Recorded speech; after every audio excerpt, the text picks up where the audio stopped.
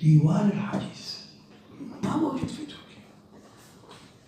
في الإلهيات، هذا اللي شفته من الإلهيات، كل الإلهيات بيدرسوا الحديث. لا، ماذا يدرسون؟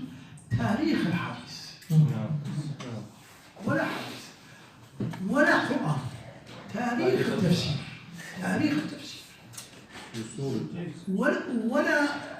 ولا علم الكلام حقيقي، تاريخ علم الكلام، الفلسفة والمعتزلة، ماذا يعني مصيبة. اسمه إسلام واسمه كذا لكنه فعله ماشي. فلهذا نسأل الله سبحانه وتعالى أن يكون، حتى ذكرت لي حذيفة تعالوا افتحوا فرع هنا من إشاعة العلوم أو من أي مدرسة يدرس حديث، يدرس تفسير بالأسلوب الذي هم يعرفون، لأن الأتراك ما يعرفون.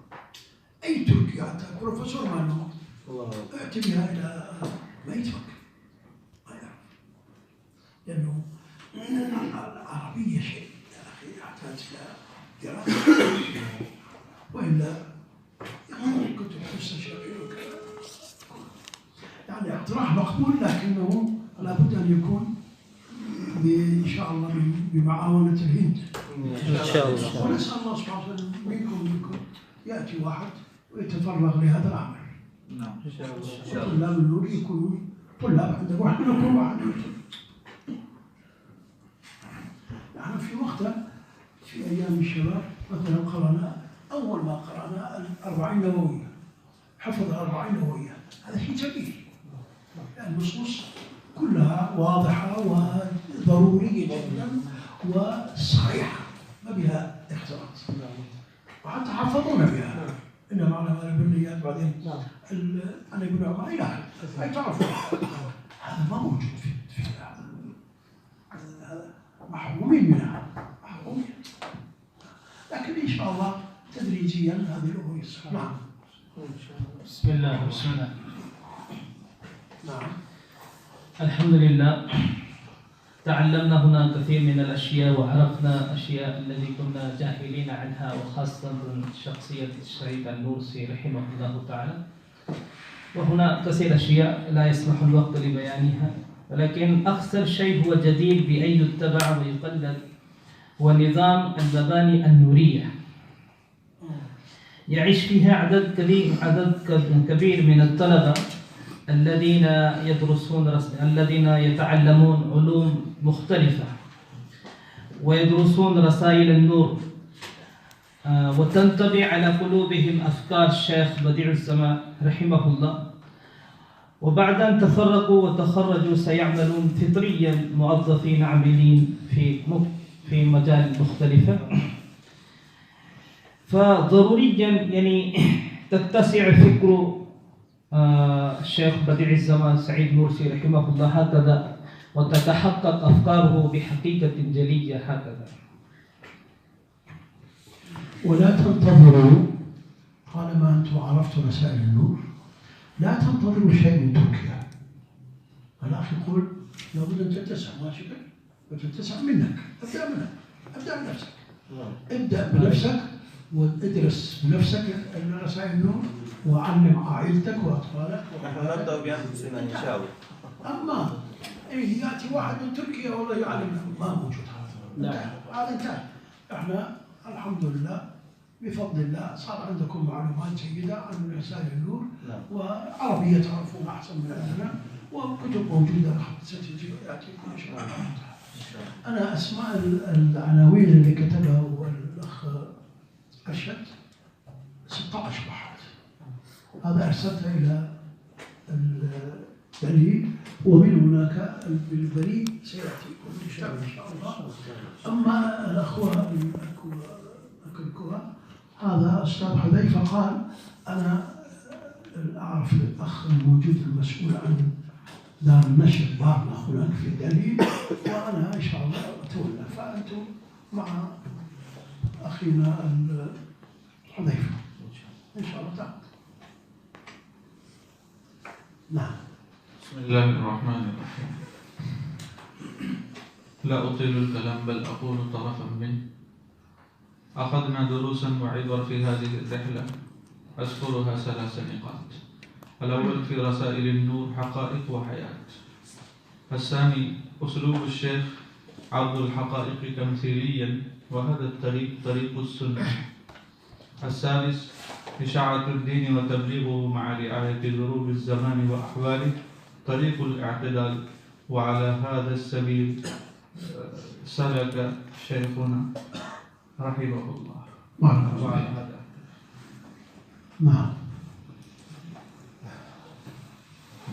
بسم الله الرحمن الرحيم. الحمد لله رب العالمين، والصلاة والسلام على سيد الأنبياء والمرسلين وعلى آله وأصحابه وأزواجه وعلى من تبعهم بإحسان إلى يوم الدين. أما بعد، يعني في الحقيقة الحمد لله استفدنا كثيرا بالنسبة للاجتماعات، وخاصة أعجبني كثيرا اجتماعات يعني عامة الناس، يعني في المدن كلها والقرى كلها، يعني يجتمعون الناس في مدرسة واحدة ويتفكرون. هناك علماء ومهندسون وأساتذة ودكاترة وعامة الناس ما شاء الله كلهم يجتمعون في مكان واحد ويقرؤون رسائل النور. هذا الشيء إن شاء الله كما أنا درست يعني في الفتن وكذا، أخبرنا الرسول صلى الله عليه وسلم عن آخر الزمان وعن أشراط الساعة، وكل منا ممكن يعني يعرف عن أشراط الساعة ما ظهر وما بطن، يعني أكثر أشراط الساعة قد ظهر، وهذا زمن الفتن. فالناس الشيطان بجيوشه قد أخذ الطريق وجلس في الطريق يسلب من الناس الإيمان، وهو على الطول يعني يباشر بجيوشه على القلوب، يعني هو يأخذ ويسرق من الناس الإيمان. هم لا يعرفون الناس، لكن كما قال النبي صلى الله عليه وسلم: يصبح الرجل مؤمنا ويمسي كافرا، أو يمسي مؤمنا ويصبح كافرا. يعني نحن نرى هذا الزمان كيف الفتن انتشرت، فإن شاء الله بالاجتماعات هذه إن شاء الله الشباب يثبتون على الإيمان. إن شاء الله. إن شاء الله بإذن الله، لأن هناك كلهم يجتمعون ويتفكرون ويقرؤون رسائل النور. هذا حقائق إيمانية على الطول، هو يباشر يعني على القلب، يعني يؤثر يعني على الطول يؤثر. يعني إن شاء الله هذا الشيء إن شاء الله ممكن يعني نستطيع أن نقول يعني هذا إذا داوموا عليها إن شاء الله يثبتون على الفتن. وإن شاء الله حتى إذا جاءت يعني مثل أمثال الجبال، هؤلاء يثبتون على الإيمان.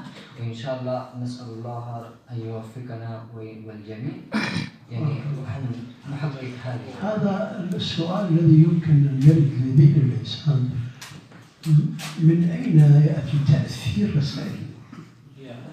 لماذا تؤثر رسائل؟ لماذا؟ يعني مثل ما تفضلت، مهندس بجنبه موجود عامل، موجود فلاح، وبجنبه موجود دكتور، بجنبه موجود بروفيسور، موجود طالب، موجود شاب، موجود شيخ. هكذا؟ كل الناس، طبقات الناس مختلفة، لكن الكل يشعر شيء في قلبه، في روحه، في شيء جديد. فلماذا تؤثر؟ الأستاذ المسي يشرح هذا، يقول: سبب تأثير رسائل النور في هذه الظروف، في هذه الفتن العظيمة، سببها هو أنني ليس موجود، أنني لا شيء، ويمسح نفسه. الحقيقة هي التي تتكلم. لا، الحقيقة هي التي تتكلم. أما سعيد فليس، قابليات سعيد موجودة، انتهى. فلهذا الأخوان الشباب الذين تجدونهم في المدارس يعني تعبوا مع أنفسهم، بدأوا بأنفسهم وتعبوا مع أنفسهم إلى أن جعلوها لا شيء، ليس فيها غرور، ليس فيها النور، ليس فيها هذا موجود. فلهذا الناس الآخرين يبقون أمام الحقيقة وليس أمام هذا الشخص. الشخص لا يكون عاجز، هذا سبب التأثير. نعم. التواضع والانطلاق على الله سبحانه وتعالى.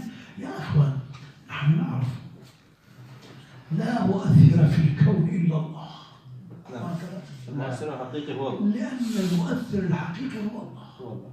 أنت إذا تحب تتكلم بالميكروفون بأفضل عربية بنصارى وشعر وبيان، لكن إذا الله سبحانه وتعالى لا يريد أن يصل هذا إلى قلب الفلاني لا يصل. فإذا الأمر طالما أنه بيد الله أولا وآخرا فنسلمه بيده. أنا أسعد أتكلم، لكن لست أتكلم لنفسي ولا لجماعتي ولا لا لا لا، الحق هذا هو الحق. فإن شاء الله نسأل الله سبحانه وتعالى أن يكون هكذا. نعم.